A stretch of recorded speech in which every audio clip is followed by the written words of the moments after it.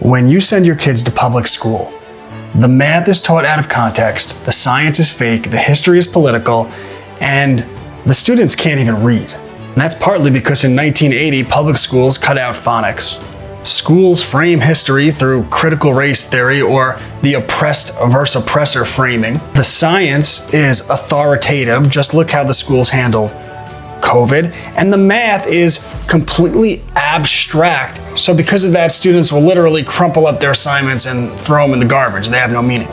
And the schools not only push these ideologies, but they frame anything else as hatred. So they push Marxist ideology, the oppressed versus oppressor, which is where CRT and gender ideology come from.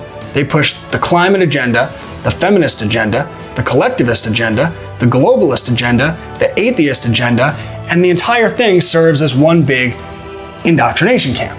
And you might even agree with some of these ideologies, but there's no doubt the way they're framed in school is not academic, but indoctrination. So if you disagree with critical race theory, it's framed as racist. If you disagree with the feminist agenda, it's labeled misogynistic. If you disagree with the collectivist agenda, they call you privileged. And if you say you're a nationalist, they'll call you dangerous. I could do this with all of them, but I think you get the point. So what the public school calls success is grades on a standardized test, taking out student loan debts when you turn 18 to go to college.